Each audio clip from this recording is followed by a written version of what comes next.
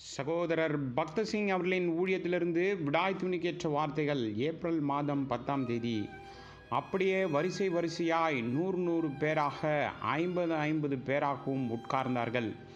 Mark சுவிசேஷம் 6வது அதிகாரம் 40வது வசனம்.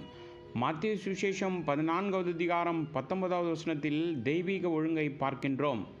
வசனம் 39இல் ஒரு பெருங்கூட்டத்திற்கு உணவு அளிப்பது சாதாரண காரியமல்ல. இவர்கள் எல்லாரும் ஒரே மேய்ப்பனின் ஒரே மந்தைகள், எனக்கு முதலில் கொடுங்கள் என்று கேட்பார்கள். ஆகவே பசியோடு உள்ள இவ்வளோ பெரிய கூட்டத்தை போஷிப்பது எளிதான காரியமல்ல. ஆண்டவர் அவர்களை வரிசை கிரமமாய் உட்காரும்படி கட்டளையிட்டார்.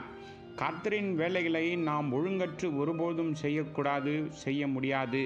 ஜனங்கள் ஒழுங்கை ஒருபோதும் விரும்ப மாட்டார்கள், முரட்டாட்டம் செய்வார்கள். ஆனால் தேவ ஊழியராய் நாம் ஜனங்களை ஒரு ஒழுங்குக்கு கொண்டு வந்து தெய்வீக ஒழுங்கின்படி கர்த்தருக்கு சேவை செய்ய வேண்டும்.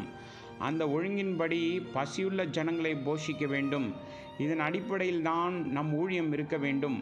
அப்பொழுதுதான் திருப்தி ஏற்படும். ஆகவே தெய்வீக ஒழுங்கை விடாதிருப்போம். தேவன் ஒழுங்கின் தேவனாயிருக்கிறார். நாம் அந்த ஒழுங்கை கட்டாயம் அறிய வேண்டும், நடைமுறைப்படுத்த வேண்டும். இது மிக அவசியமான எளிய ரகசியமாகும். நம் நடத்தைகளில் முழங்காலில் மிக கவனத்துடன் நாம் எல்லாவற்றையும் வெளிப்படுத்த வேண்டும். வார ஆராதனை நாளில் இவை சவால் நிறைந்த பணியாய் காணப்படும்.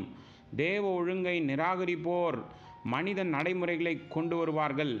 தேவ மனிதர்களாய் நாம் தேவ ஒழுங்கை கடைபிடிக்க வேண்டும். அப்பொழுதுதான் தேவன் நம் ஊழியத்தை ஆசீர்வதிப்பார். மத்திய சுவிசேஷம் 14வது அதிகாரம் 21வது வசனத்தில் புருஷரும் ஸ்திரீகளும் மற்றும் பிள்ளைகளும் என்று தனித்தனியே அமர்ந்தார்கள். ஏறக்குறைய 5000 புருஷர்கள் என்று நாம் வாசிக்கின்றோம்.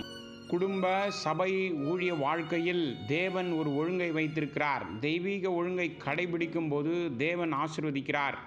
அப்படி இல்லையேல் நாம் ஆசீர்வதிக்கப்பட முடியாது. சிலர் பிரியாணியை கண்டவுடன் பருப்பு உணவை காட்டிலும் சந்தோஷப்படுவதால் தேவனை மறந்து விடுகிறார்கள். ஆனால் நாம் எந்த உணவை எடுத்துக்கொண்டாலும் நாம் தேவ ஆசீர்வாதத்தால் களி கூறலாம். குடும்பத்தில் நாம் விரும்பும் சுவையான கறி மீன் இல்லாத போது நாம் முறுமுறுக்கிறோம், கடமைக்காக ஆசீர்வதித்து ஜெபிக்கிறோம்.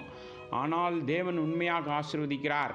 என்னுடைய ஊழிய அனுபவத்தில் நான் ஒருபோதும் என் உணவை குறித்து கவலைப்பட்டதே இல்லை.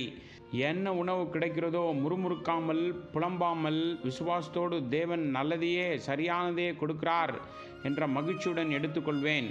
மெய்யாகவே தேவன் நாம் ஜெபிக்கும்போது உணவை ஆசீர்வதிக்கிறார்.